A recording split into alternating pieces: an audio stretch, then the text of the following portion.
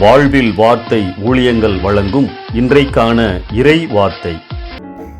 நம் ஆண்டவர் இயேசு கிறிஸ்துவின் இணையற்ற நாமத்தில் வாழ்த்துக்கள்.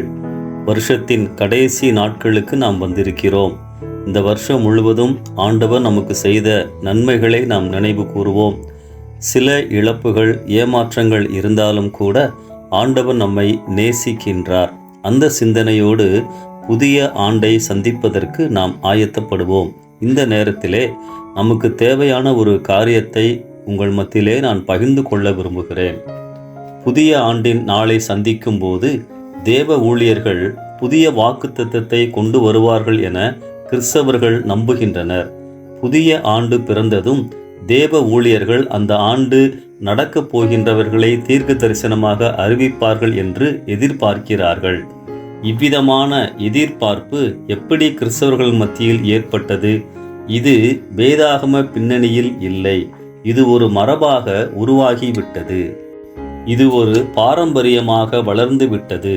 எனவே மாதந்தோறும் ஆசீர்வாத வாக்குத்தத்தம் கேட்கவும், வருடத்தின் முதல் நாளில் விசேஷித்த வாக்குத்தத்தம் கேட்கவும் ஜனங்கள் அதிக ஆர்வம் காட்டுகின்றனர். சபைகள் கடந்த பல ஆண்டுகளாக கொடுத்த வாக்குத்தத்தங்களை கவனித்து பாருங்கள். ஒவ்வொரு ஆண்டும் வாக்குத்தத்தமாக கொடுக்கும் வசனம் அந்த ஆண்டு மிகுந்த ஆசீர்வாதமாக இருக்கப் போவதாகத்தான் முன்னறிவிக்கின்றன. ஆனால் ஒவ்வொரு முறையும் புதிய ஆண்டிற்கான வாக்குத்தத்தம் தரும்போது அதற்கு முந்தின ஆண்டு பெரும்பாலும் ஆசீர்வாதம் இல்லாத ஆண்டாகவே காட்டப்படுகின்றது. கடந்த ஆண்டு கண்ணீரின் ஆண்டு, இந்த ஆண்டு களிகூறுதலின் ஆண்டு. கடந்த ஆண்டு குறைவுகள் இந்த ஆண்டில் நிறைவாக இருக்கும். ஆனால் இதே ஆண்டைத்தான் முன்பு புதிய ஆண்டாக காட்டும் பொழுது ஆசீர்வாதமான ஆண்டாக அறிவித்தார்கள். கடந்த வருஷங்கள் யாவுமே ஆசீர்வாதமான வாக்குத்தத்தங்களையே கர்த்தர் தந்ததாக சொல்லி சபைகள் அறிவித்தன. ஒவ்வொரு புதிய வருஷத்தையும் ஆசீர்வாதமாக இருப்பதாக அறிவித்துவிட்டு அந்த வருஷங்கள் முடிந்து போனதும் அவற்றை அவர்கள் கடவுளின் ஆசீர்வாதங்களை காணாத வருஷங்களாக ஞாபகப்படுத்துகின்றனர். இது எப்படி? கடந்த வருடம் அவர்கள் சொன்ன காரியங்களை யூடியூபில் நீங்கள் பார்க்க முடியும். தீர்க்க தரிசனங்களையும் பார்க்க முடியும். ஊழியக்காரர்கள், சபையின் மெய்ப்பர்கள் விசுவாசிகளை ஊக்கப்படுத்த வேண்டியது அவசியம்தான். ஆனால் அந்த வழிமுறைகள் வேதம் சார்ந்ததாக இருக்க வேண்டும்.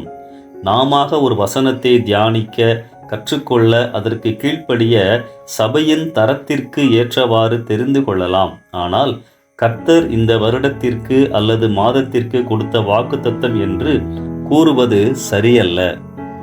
ஒரு தனிநபர் தனிப்பட்ட தேவ உறவின் அடிப்படையில் கடவுளிடமிருந்து ஒரு குறிப்பிட்ட வார்த்தையை வாக்குத்தத்தமாக பெற முடியும்.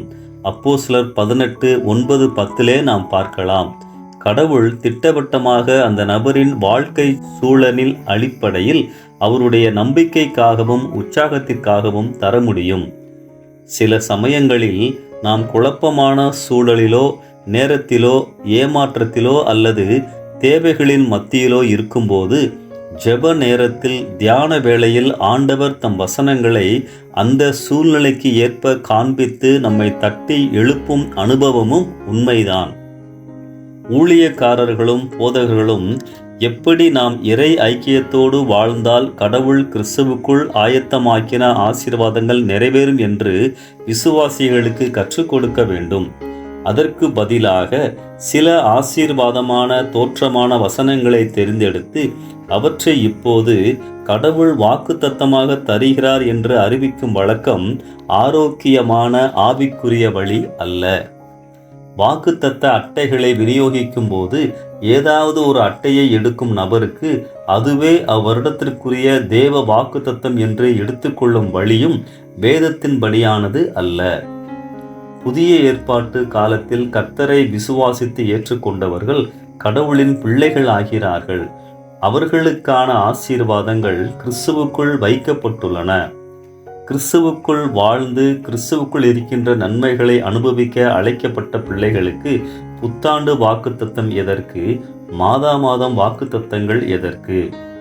பரம தந்தையுடன் வாழ அழைக்கப்பட்ட பிள்ளைகளுக்கு தேவ ஊழியர் வழியாக வாக்குத்தத்தம் எதற்கு? அப்படியே கடவுள் கொடுத்தாலும் நேரடியாக அவர் பிள்ளைகளுக்குத்தானே கொடுக்க வேண்டும். அப்பா பிள்ளை உறவின் அனுபவம் செயல்படும் போது தேவன் நமக்கு இப்படி செய்வேன் அப்படி செய்வேன் என்று வாக்குத்தத்தம் தர தேவையில்லை. அந்தந்த சூழ்நிலையில் எது நமக்கு நலமோ அதனை அவராகவே நமக்கு செய்வார். அன்பானவர்களே, மாத வாக்குத்தத்தங்களையும் வருட வாக்குத்தத்தங்களையும் நம்பி வாழாமல் கடவுள் நமக்கு தந்த நல்ல உறவை நம்பி சார்ந்து வாழ வேண்டும். இந்த சிந்தனையோடு இந்த நாளை ஆரம்பிப்போம். கர்த்தர் உங்களை நடத்துவாராக. ஆமென்.